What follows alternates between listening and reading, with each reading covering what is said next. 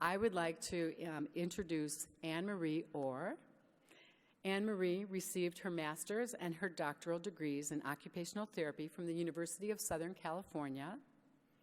She is an occupational therapist in the amputee service at Walter Reed National Military Medical Center in Bethesda, Maryland. She's also an assistant professor of physical medicine and rehab at the Uniformed Services University of Health Sciences. Her clinical work and research have been focused on the comprehensive care of military service members with upper and lower extremity amputations. So please join me in welcoming Anne-Marie.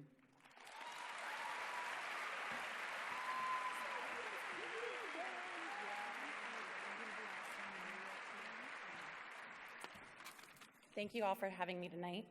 I am honored to be here tonight to introduce to you two survivors from the Boston Marathon bombing, Jessica Kensky and Patrick Downes. Since arriving at Walter Reed for continued rehabilitation in 2014, they have made a significant impact on the lives of many. Jessica and Patrick have not only touched my life, but also the lives of all of the military service members who have welcomed them into the Walter Reed family. On April 15th, 2013, as newlyweds, Jessica and Patrick walked down to the finish line of the Boston Marathon to enjoy the beautiful day. Avid runners themselves, they stood on the sideline cheering when the first bomb went off. As a result of the blast, Jessica and Patrick both sustained traumatic amputations of their left leg below the knee. The injuries to Jessica's right leg were so significant that it ultimately led her to the decision to electively amputate her leg more than a year later. She now has bilateral below-knee amputations.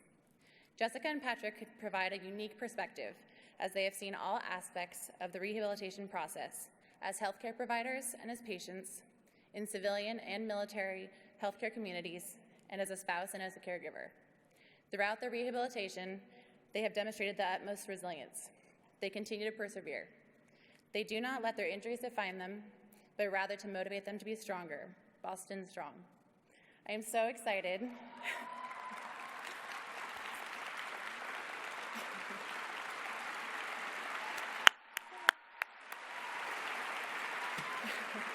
I am so excited for you to hear their extraordinary stories.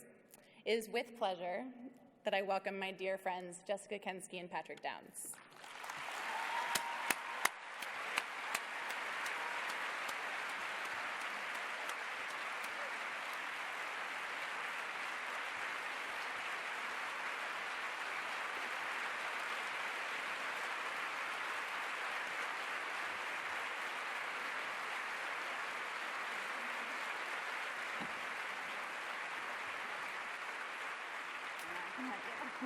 Sorry, I'm going to put your butt out there.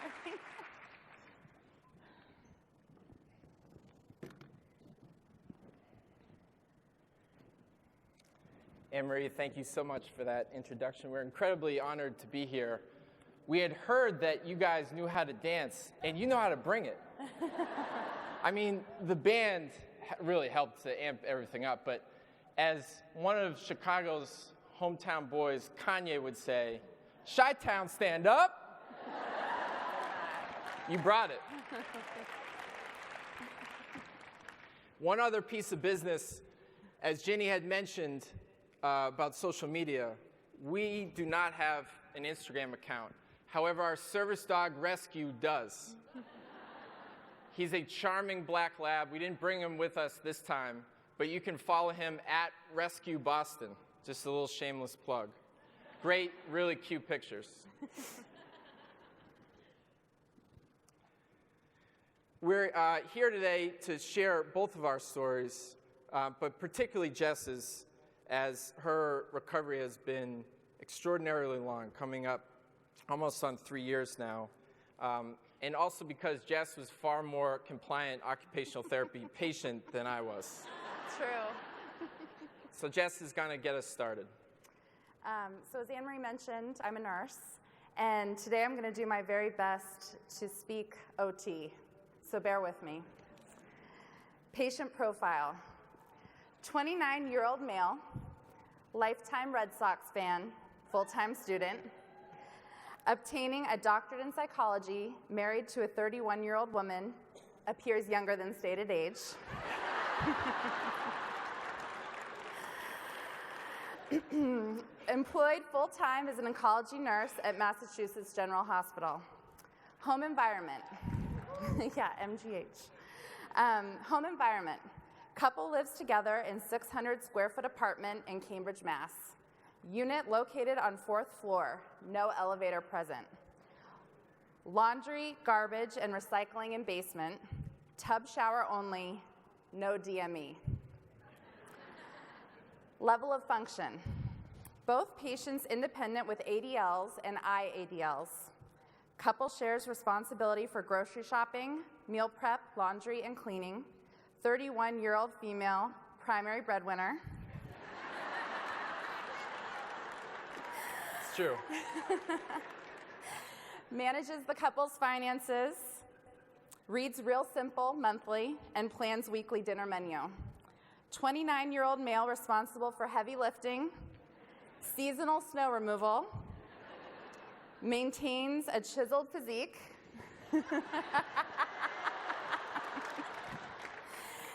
and excels in package retrieval related to online shopping addiction. Social history. Newly married. However, dated for 7 years prior to engagement. 29-year-old male took a long time to work up courage and decide on life partner. Sexually active with wife. See reference above regarding chiseled physique. Marital motto shared by both partners. The couple that showers together stays together.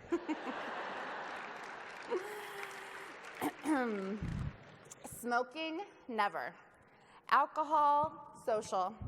Other substance use, does pot count? When not in work, school commitments, couple enjoys dinner parties, movie nights, and family gatherings. Leisure, running, treadmill and trail, spin class, weightlifting, yoga, and book clubs. Modes of transportation, walks 1 mile to access Harvard Square subway daily for work and social activities. Couple does own 1 small hatchback vehicle for occasional weekly grocery store runs and non-city activities. Pertinent medical history, none. The picture up on the screen was taken during our engagement photo shoot. And it represents so much to us then, but even more now.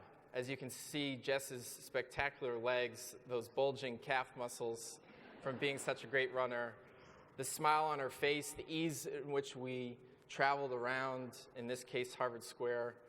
We had very little to worry about, and we had our whole life in front of us. And it also became a picture that symbolized our love after we were injured at the Boston Marathon bombing.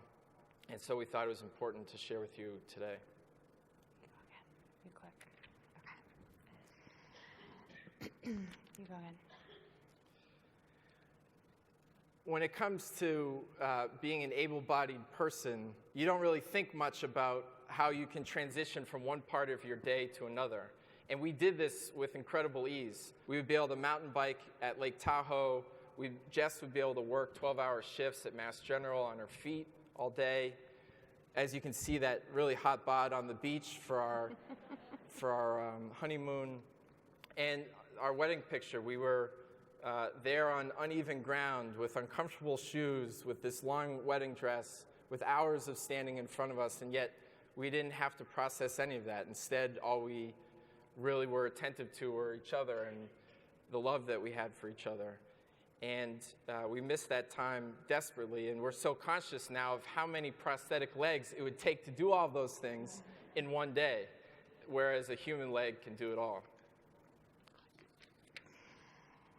Inpatient polytrauma.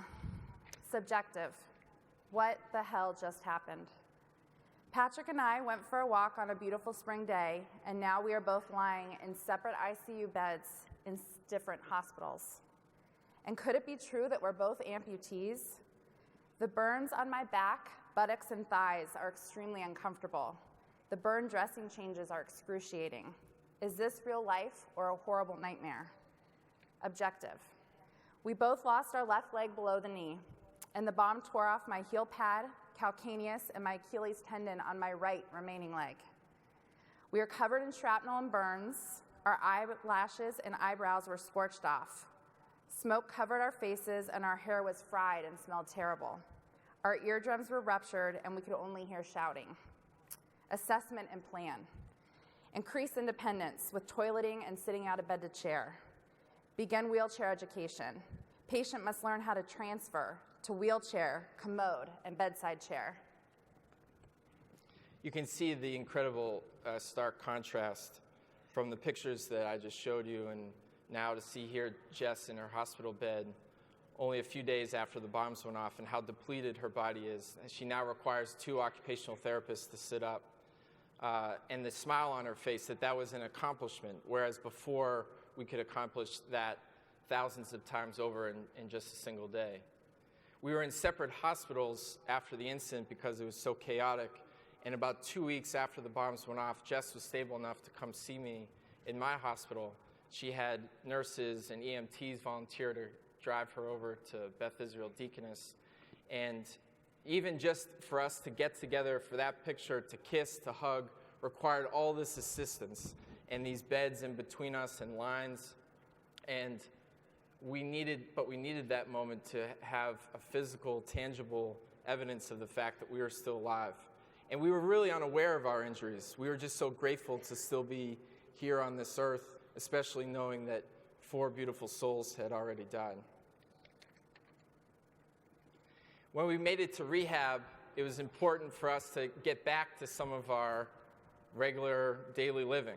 I needed to start shaving again to keep this baby face, looking smooth.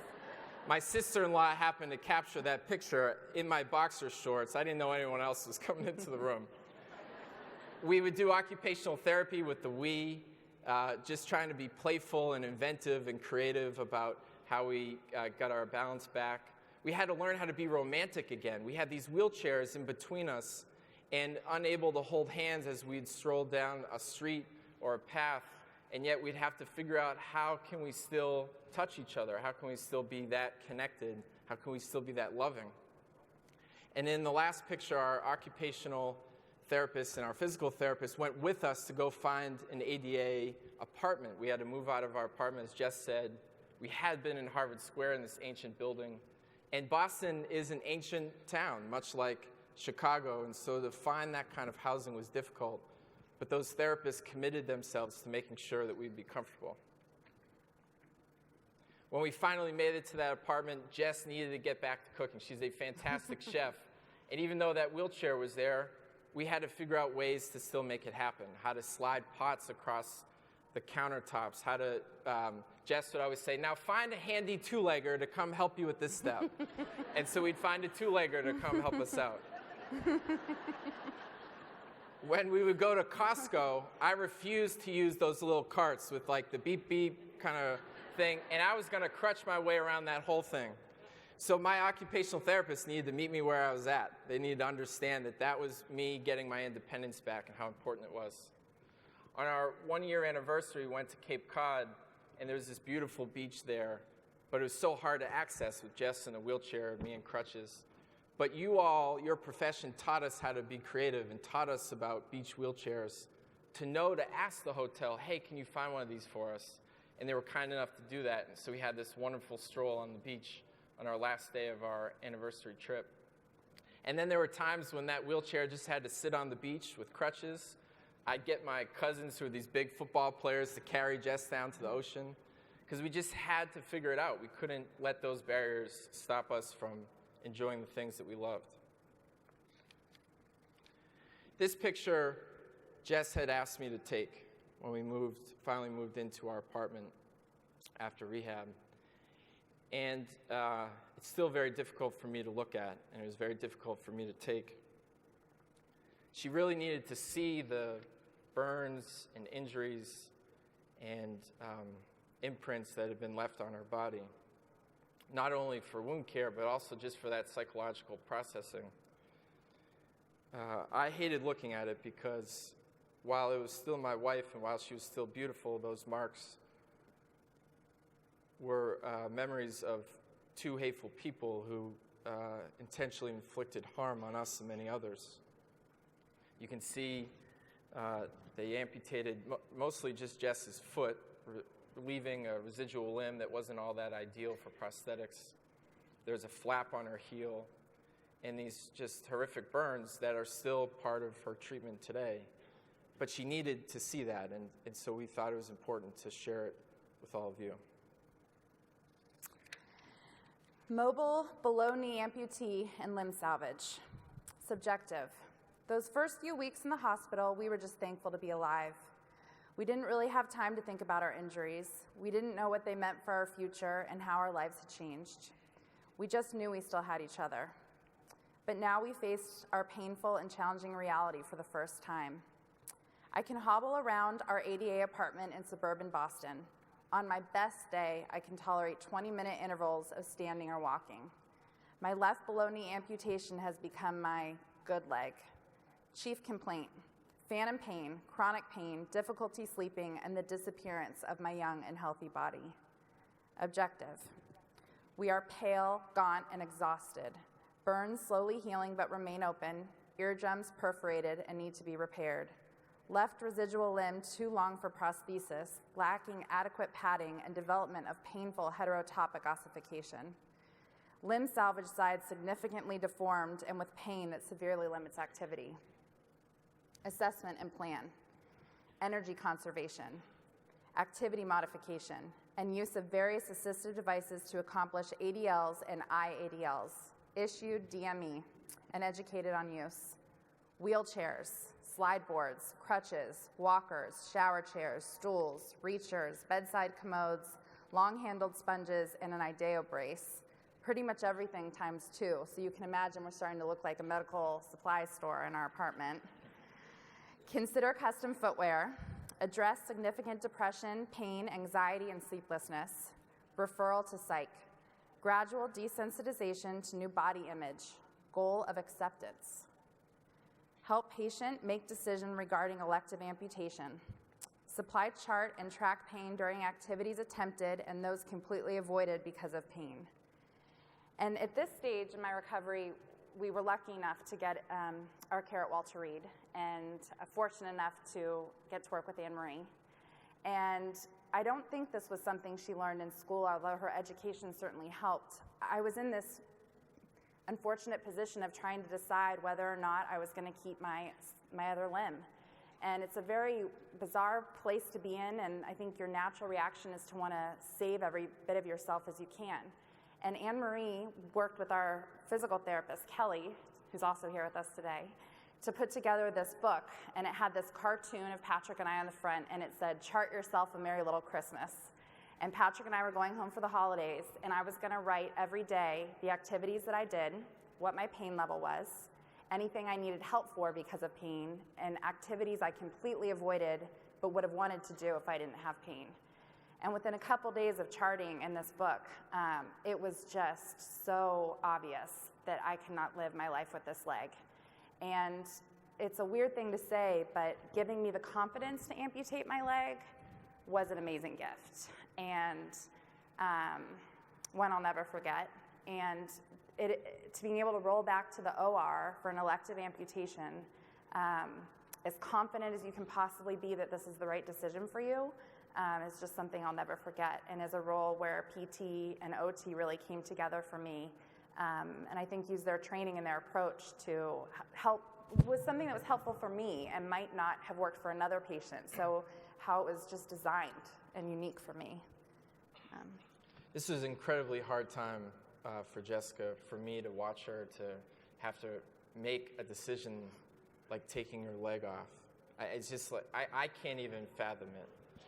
And I was there the whole time. And yet she really did all she could to test her leg. As you can see, here she is chilling on a bench in Florida, this hot babe with her sunglasses on, her dog by her side, but she's also strapped in the prosthetics and braces, and just behind that smile is still a lot of pain. And sitting was what she would think about all the time, even when we were enjoying walking around a beautiful place like Florida. We got to go to Colorado and learn how to enjoy the outside in new ways that we had never tried before, like sit skiing. And we'd have these wonderful instructors who helped us to believe that enjoying the activities that we liked before, in Jess' case, she hated skiing, so this is new to her, that these were still possible for us. We just had to think outside the box a little bit about how to do them. And in the bottom picture, Jess at a friend's wedding, we still wanted to be able to celebrate other people. So much time and energy was focused on us, but at our friends' weddings, we wanted to be able to celebrate them. Jess was in this wedding, and behind that beautiful purple dress was a lot of discomfort and pain and all kinds of obstacles that she had to problem solve to even get to that point. Hotel room that wasn't accessible, cars to get to the venue that weren't accessible, the venue wasn't accessible, the dress wasn't accessible. But she had to think about how to make this happen because she wanted to be there for her friend. This, I think, was one of the most beautiful and creative things that I've seen. Anne-Marie had this amazing idea after Jess filled out that journal that she had taken home with us to have this goodbye celebration for her leg. And so she, in this very beautiful ritual, painted the paint onto Jess's foot and had her do these imprints on paper in the occupational therapy area at Walter Reed the day before her surgery.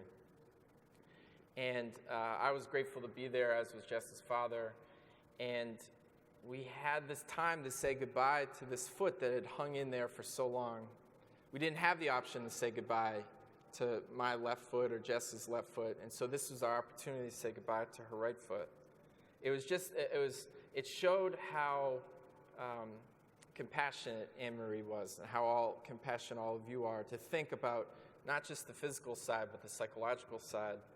And Jess has since framed those pictured imprints and given them to her clinicians as a way to say thank you to them. And many people would think that an amputation was a failure, but in this case it was a success because we knew it would lead to a better quality of life. And here's Jess on the morning of her amputation. I don't have to do much to caption this photo. It had been an incredibly long road. Even rescue was emotionally exhausted by it all. But it was time for this next chapter of Jess's life and next chapter for her body. Fresh bilateral below-knee amputations. Subjective, relieved, symmetrical.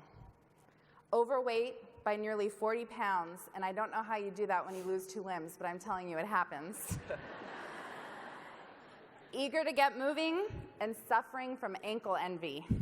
It's like you see him everywhere all of a sudden. I had made the agonizing decision to become a bilateral below-knee amputee, although truthfully, it wasn't much of a decision. And now I want to get to work. I'm determined to figure out how to live a fulfilling life on 2 prosthetics. Objective: recent elective right amputation, as well as revision to optimize left residual limb, patient overweight, BP elevated, and heart rate tachycardic at rest. Patient appears relieved, but a feeling of hopelessness still resides. Plan: improve wheelchair balance and skills. Practice uneven surfaces, escalators, wheelchair, car loading, unloading, initiate driving. Stat trip to Old Navy to get patient out of yoga pants and into skinny jeans.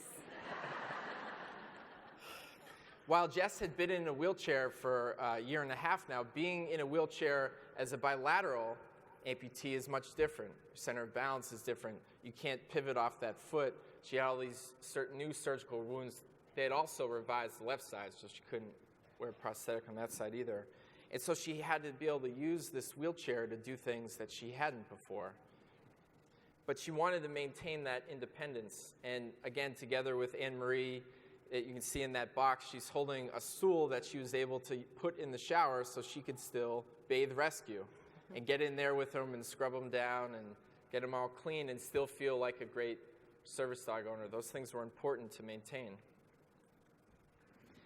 Another sign of Anne-Marie's commitment to empathy is she's here trying on these boots that then have prosthetic feet attached to them so that people, able-bodied, you two-leggers out there, can get a sense of what it's like to have fixed ankles. She was determined and is determined, not just with Jess, but with all of her patients, as are all of you, to understand what it's like to be in their body. Jess had to learn to dress her legs. So you don't just put pants on like a normal person. You dress your legs first, set them by the side, and then step into them. That was something new for us amputees. And in that smaller picture, Anne-Marie and Kelly, who's here with us, her physical therapist, took Jess to Old Navy. They had told me about this ahead of time. They kept it a secret. They got the credit card from me. They said, make sure Jess is at this spot at a particular time. And they whisked her away. And for hours, they tried on pants and dresses and skirts and shirts because they knew how important it was, not that just for us to see Jess as beautiful, but for her to feel beautiful herself. However, I did forget to suggest to Jessica that she wear underwear.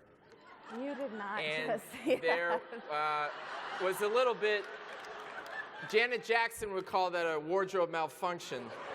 You did not.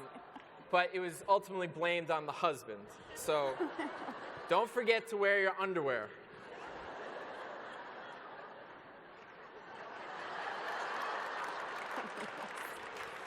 I am just speechless. I figured she was a little sassy in her opening remarks, so I could return the favor too.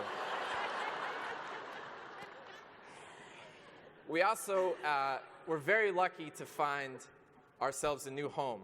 We had moved into that apartment after rehab, and then we found a condo in the People's Republic of Cambridge, my hometown, where we were able to help configure the space so that it would be accessible for us. And our occupational therapist in Boston came to that condo in construction to say, this needs to be leveled. These doorways need to be widened. Get rid of that bathtub. Unstack the washer and dryer. It was an incredible gift.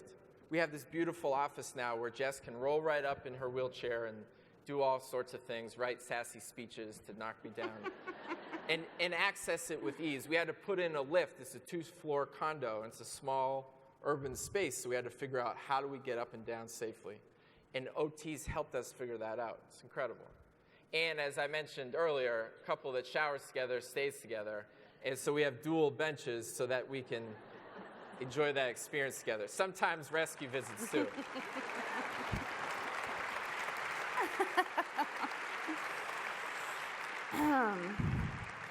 We all know those running shorts that have the underwear built in them, right? That's what I was wearing, everybody, just so we, yeah. But I'll continue. Thank you, Patrick. Functional, bilateral, below-knee amputee, subjective. All days are not good, and none are easy, but every day is better than it used to be with that busted, painful, broke-ass leg. I can feel myself coming back.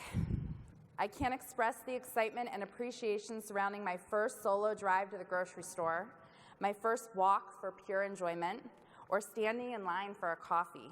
I felt independent again. I was on the move and could finally begin to think about life after injury.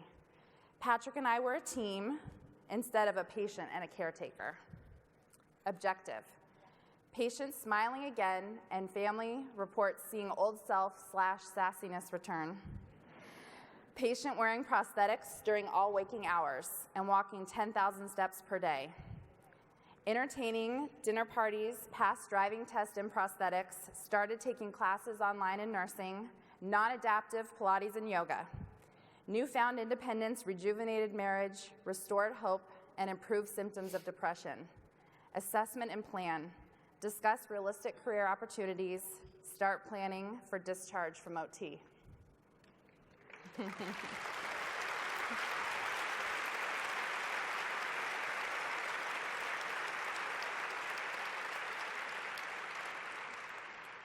This next picture, while it seems like a very mundane, ordinary activity, was actually an extraordinary milestone for Jess, for her to be able to go to the store and shop on her own, drive herself, push the cart around, have rescue with her. She started to get some of that independence back. Although he looks really bored, doesn't he? Yeah. We also had to reinvent our athleticism. The year after the bombing, we hand-cycled the Boston Marathon together, and it was a really beautiful and important way. Thank you.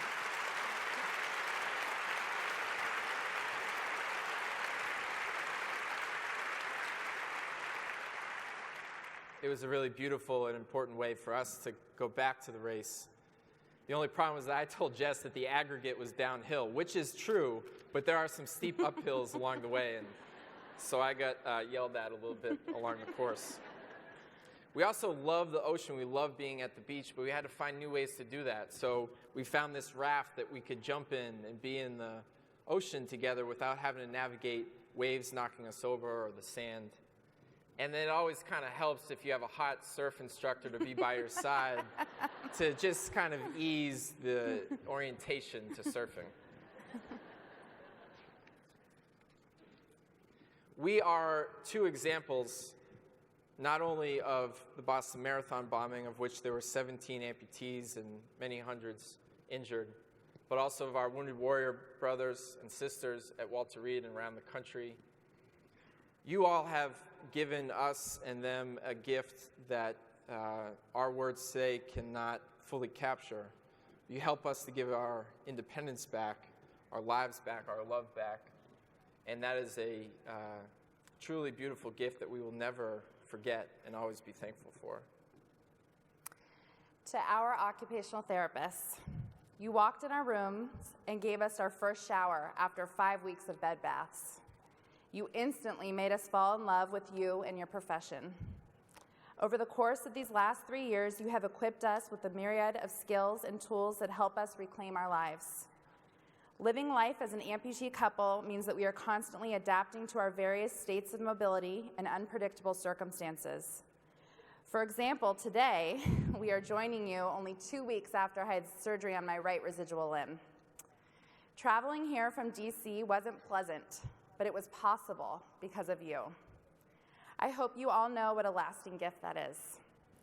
We still feel as though we are living in a world not built for us, but your expertise, support, and adaptations allow us to overcome, participate, and excel with these crazy carbon fiber feet. And to you all here today, thank you for dedicating much of your lives to this unique profession of occupational therapy, where science, creativity, and compassion collide. And thank you for having us today.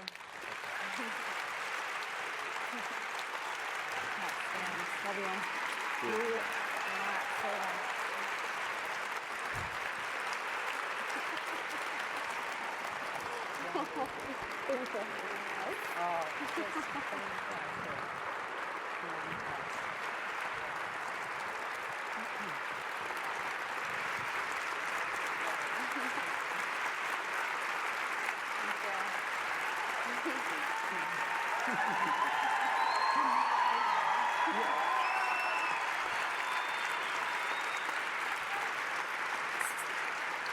So I know that I am speaking for all of us in this room, and since we're live streamed across the world, you have given us the gift. Your stories help us reflect on the important work that we do every day, and we're so grateful. Have a good one. Thank you. Thank you.